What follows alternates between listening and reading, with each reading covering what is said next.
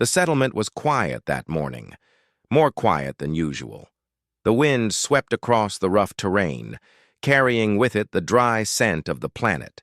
Small patches of green struggled to grow among the rocks, but the human who lived here alone had learned to make the most of them. His house was small, made of metal and stone, built to withstand the harsh weather. Life was simple, solitary, but enough. He had food, water, and the routines of survival that kept him busy. Still, something about the silence pressed on him. He was used to it, yet today it felt heavier. He stepped outside, scanning the horizon. The rocky hills shimmered in the sunlight. Usually he only saw distant clouds and the occasional bird-like creature that thrived in the dry valleys. Today, something small and moving caught his eye. He squinted, unsure if it was a trick of the light or something real. As he approached, he saw a little girl crouched among the rocks. Her clothes were torn, her hair tangled, and her eyes wide with fear. She was thin, too thin, and her small body shook as she tried to cover herself from the wind. The human stopped a few feet away. His heart tightened at the sight. He had seen hunger before, but this was desperate. The little girl looked up, her eyes meeting his. There was something in her gaze, a mixture of fear and hope. She did not speak. Perhaps she did not know his language, or perhaps she had learned to stay silent. "Hey," he said gently, lowering himself to sit on a rock near her. "I won't hurt you." The girl flinched, but stayed. Slowly, he reached into his bag and pulled out a small packet of food, dried rations he carried for himself. He set it down a few feet away. "You can have this," he said softly. She stared at it for a long moment. Hunger warred with caution. Finally, she crawled forward and grabbed a piece of bread-like food. She tore it into tiny bites, eating quickly but carefully. The human watched silently, giving her space. He noticed how thin her arms were, how fragile she looked, and his chest ached with concern. After she had eaten, he spoke again. "Are you alone?" The words felt strange on his tongue. He had never had to speak to someone like this before. The little girl shook her head, then nodded in a way that was confusing. Her language was strange to him, soft and musical, with sounds he had never heard. Yet somehow he understood the fear behind it. She was alone. Days passed. The girl did not leave his mind. He thought about her when he worked, when he walked through the sparse fields, and even when he slept. He wondered where she had come from and why she was alone. Could her parents be lost? Or worse, dead? The thought made him uneasy. Then, on the second day after the encounter, the girl returned.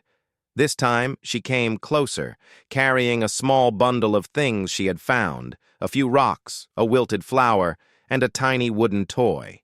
She placed them at his feet, looking at him with eyes full of trust. He picked up the toy and smiled.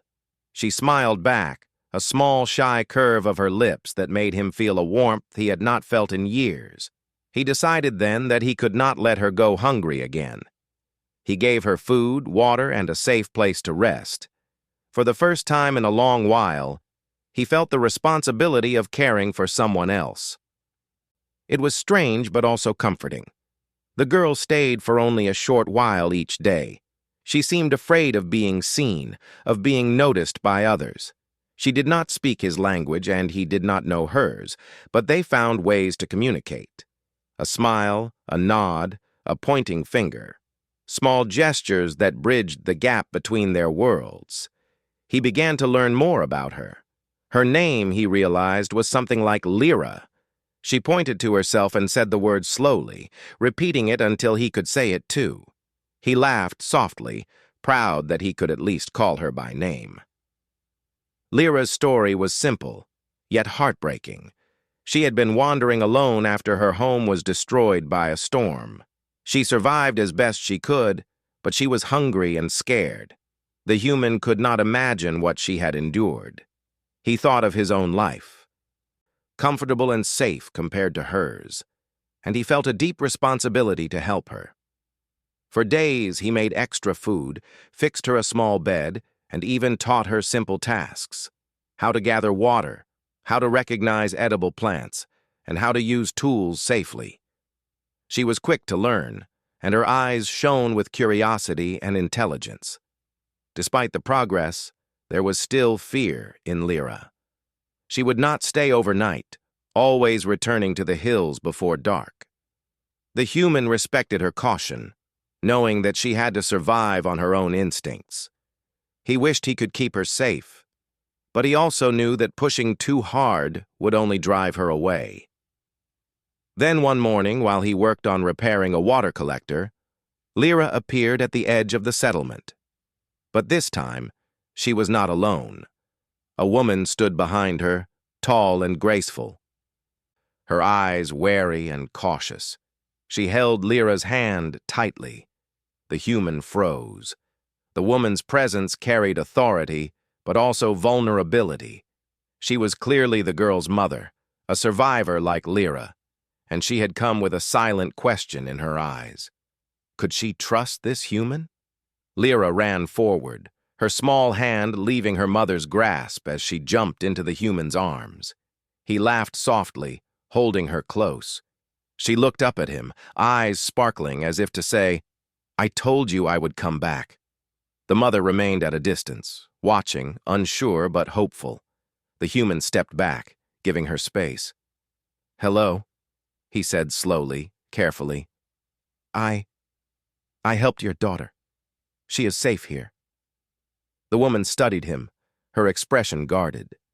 She did not speak his language, but her eyes spoke volumes: caution, gratitude, fear, and hope all mixed together. Lyra tugged at her mother's sleeve, pointing to the small house and mimicking the gestures the human had used before. It took a moment, but the mother seemed to understand. Days passed as they all adjusted. The mother, who introduced herself as Sila, learned to trust the human gradually. He provided food, water, and safety. Sila taught him about her culture, her people, and the ways they survived. In turn, he shared his knowledge, showing her how to make simple tools, grow small crops, and store water efficiently. The exchange was slow at first, but soon it became a partnership. Lyra thrived in the human's care. She laughed and played, exploring the settlement and learning quickly. Her joy was infectious, and the human found himself smiling more often than he had in years. He had lived alone for so long that he had forgotten what it meant to feel connected to someone else, to be needed, and to matter. At night, they would sit together under the sky, the stars bright and unfamiliar in this distant land. Lyra would point at the constellations, mimicking what she had seen in her own home, and he would teach her their names in his language. Sila would sit beside him, watching quietly, her presence comforting. Though words were few, the bond between them grew stronger. One evening, a storm rolled in from the distant hills. The wind howled, and the rain fell in torrents. Lyra clung to the human, shivering and afraid. He held her close, wrapping his jacket around her small frame, and Sila stayed by their side, her hands steadying the small child. In that moment, he realized that this was what family meant. Not just blood, but trust, care, and shared struggle. The storm passed, leaving a quiet calm. The human looked at Lyra and Sila, the two lives that had unexpectedly become his responsibility. His heart was full. For the first time, he did not feel alone. He felt a connection that went beyond survival. He felt hope. Days turned into weeks. Lyra learned faster, exploring the settlement, helping with small tasks, and always returning to him at night. Sila taught him how to forage safely and showed him hidden places where water pooled after rain. Together they worked, laughed, and survived. The human often marveled at the strength of these two. They had come from nothing, yet they carried themselves with dignity and courage. He had offered them food and safety, but in return, they offered him something he had not expected: companionship, joy, and the warmth of family. One morning, as they sat outside watching the sunrise, Lyra climbed onto the human's lap, her small hands holding his tightly. She looked at him with bright eyes and said something in her own language. He did not understand the words, but the meaning was clear. She belonged here. She trusted him completely. Sela stood nearby, smiling softly. She had finally learned that he could be trusted, that her daughter was safe, and that together they could survive on this harsh planet. She stepped closer, her hand brushing against his as a quiet gesture of thanks. The human realized then that his life had changed forever. He had come to this planet to survive, to live in isolation, but now he had something far greater. He had been given the chance to care for others, to be part of something living and real. He had been given a family, and he would not let them go. Life in the small settlement changed completely with Lyra and her mother, Scylla, living there. The human had expected quiet days, filled only with routine tasks, but now his home was alive with movement, laughter, and constant activity. At first it was chaotic. Lyra was everywhere at once, climbing over rocks, poking at small gadgets, and asking endless questions with her bright, curious eyes.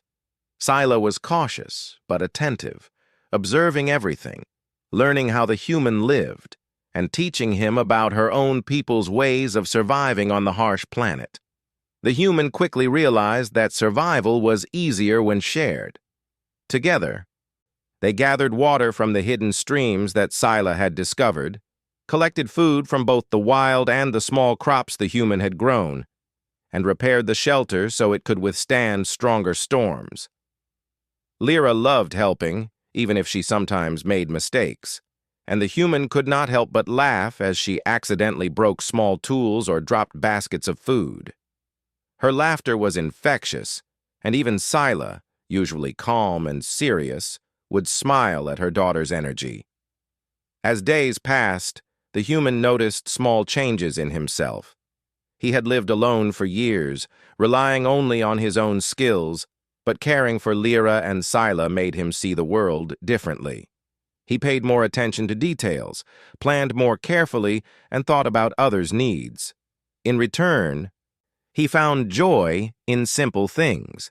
Lyra's small hand reaching for his during a storm, Scylla's quiet guidance as she taught him how to identify edible plants, and the peaceful moments when they shared a meal together under the wide sky. One afternoon, a minor crisis tested their new bond. Lyra, curious as always, had wandered too close to the cliffs while collecting wild herbs. The wind gusted suddenly, and she slipped, dangling briefly over the edge before the human reached her arm just in time. He pulled her back onto safe ground, holding her tightly while she trembled. Tears streamed down her face, but she soon smiled shyly, looking up at him as if to say, "Thank you for keeping me safe." Scylla arrived moments later, her face pale but relieved. She knelt beside her daughter, wrapping her arms around her, and then glanced at the human with quiet gratitude. "That was too close," he said, setting Lyra down gently. "You have to be more careful." "I'm sorry," Lyra whispered, looking down. Scylla placed a hand on the human's shoulder, nodding slightly, an unspoken acknowledgement of his care. From that day, the human realized how deeply connected he had become to both of them. He would do anything to protect them, and they trusted him completely. The seasons began to change. The harsh sun gave way to cooler days, and the nights became longer. Lyra learned quickly, adapting to the rhythms of the settlement. She helped with chores, carried water, and even began assisting the human in repairing tools and maintaining their home. Her energy and intelligence were remarkable. She asked questions about everything, the stars, the plants, and the strange creatures that lived nearby. The human answered as best he could, teaching her what he knew, and Scylla filled in the gaps with knowledge from her own culture. Together they formed a perfect balance of human ingenuity and alien wisdom. One evening, as the three sat outside, watching the stars blink into existence above the rugged hills, Scylla spoke to the human in her language. At first, he did not understand, but then she repeated the words slowly, pointing to Lyra and then to him. He realized she was asking something about their future, about whether he wanted them to stay permanently. The human looked at both of them, a warmth spreading in his chest. He nodded firmly, understanding without words. They were family now, and there was no question about it. Over time, the human began teaching Lyra small skills beyond survival. He showed her how to use simple tools, repair broken items, and even build small structures. She was eager and clever, surprising him with her ability to grasp new concepts. Scylla encouraged her, watching proudly as her daughter learned, but also keeping a watchful eye to ensure nothing dangerous happened. The human admired the way Scylla balanced caution and encouragement. Her presence had not only protected Lyra, but had also strengthened their household. The settlement itself began to change as well. The human had been isolated for so long that he had not realized how much could be improved with help. With Scylla and Lyra, he could expand the shelter, store more food, and even grow a small garden that produced more than he could eat. Lyra loved to tend the plants, watering them carefully and pulling weeds. Scylla taught her which plants were safe to eat and which could be used for healing. Their teamwork made life easier and more enjoyable than the human had imagined. One day, while exploring the nearby hills for new resources, they discovered a hidden cave filled with strange, glowing crystals. Lyra ran ahead excitedly, pointing and chattering in her language, which the human had begun to understand better. Scylla stayed close, examining the crystals carefully. "They can be useful," she said, her tone cautious but intrigued. The human nodded, thinking of ways to use the crystals for energy or light in the settlement. This discovery sparked a sense of adventure and possibility that had been missing from his life for years. But life was not without its dangers. One evening, a small fire started near the edge of their settlement. The wind was strong, and the flames spread quickly. Lyra panicked, but the human acted swiftly, directing Scylla to gather water while he smothered the flames with sand and rocks. Together they managed to contain the fire, saving their home and garden. Afterward they sat together, exhausted but relieved, realizing how much they had come to rely on each other. Their bond had been tested, and it had held firm. Through these experiences, the human saw the best of both Lyra and Scylla. Lyra's courage and curiosity inspired him to keep learning, to keep exploring, and to never take safety or comfort for granted. Scylla's wisdom and calm determination reminded him of the importance of patience and careful planning, and in turn, they saw his strength, kindness, and resourcefulness. Each of them contributed something unique, creating a household that thrived not just because of survival skills, but because of trust, love, and mutual respect. One quiet night, after a long day of work, they sat outside watching the stars again. Lyra leaned against the human's shoulder, her small hand holding his tightly. Scylla sat nearby, smiling softly. The human looked at them, feeling a deep sense of fulfillment. He had never imagined that feeding a starving little girl would lead to this. A home filled with laughter, learning, and love. "You are safe now," he said quietly, more to himself than to them, "and you always will be." Lyra looked up at him, her eyes shining. She nodded, understanding his words even without fully grasping their meaning. Scylla reached out, placing a hand over both of theirs, completing the circle. It was a simple gesture, but it spoke volumes. They were a family bound not by blood, but by care, courage, and trust. As the days passed, they continued to thrive. Lyra learned more about human tools and alien knowledge. Scylla taught them new survival techniques, and the human shared stories of other planets and distant places he had explored. Their days were filled with work, discovery, and laughter, and their nights with quiet reflection under the stars. Word of their unusual household began to spread quietly through nearby settlements. Other humans and even travelers from distant places were curious about the human who lived with two aliens. Some were skeptical, but those who observed the household could not deny the harmony and happiness within it. The human, Scylla, and Lyra had shown that cooperation and trust could overcome fear and isolation, that life could be richer when shared across species. The human often marveled at the strength and courage of the two aliens he had taken in. They had survived hunger, fear, and isolation, yet they had come to him with hope and trust. In return, he had given them food and safety, but more importantly, he had given them a home, a place where they could laugh, learn, and belong. He realized that humanity was not just about survival. It was about compassion, courage, and the ability to create connections that mattered. One morning, as Lyra ran ahead to collect fresh herbs, Scylla turned to the human and spoke in her language. He understood enough to catch the meaning. They wanted to stay, to build a life here together. He nodded, smiling, feeling a warmth in his chest he had never known. They had chosen him as their family, and he had chosen them. Together they continued to explore the hills, tend the garden, and improve the settlement. Each day brought new challenges, but also new joys. They laughed when mistakes were made, celebrated small victories, and comforted each other during hardships. Their bond grew stronger with every passing moment, and the human knew that his life would never again be lonely or quiet. Under the vast sky of the distant planet, they watched the sunset together.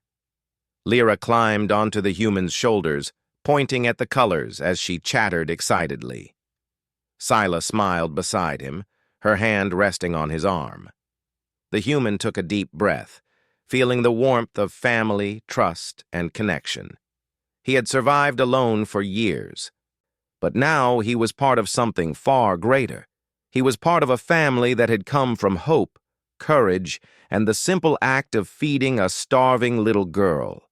And as the stars appeared one by one in the darkening sky, he knew that they would face whatever came next together, stronger and braver because of the bond they shared. They were no longer just survivors. They were a family,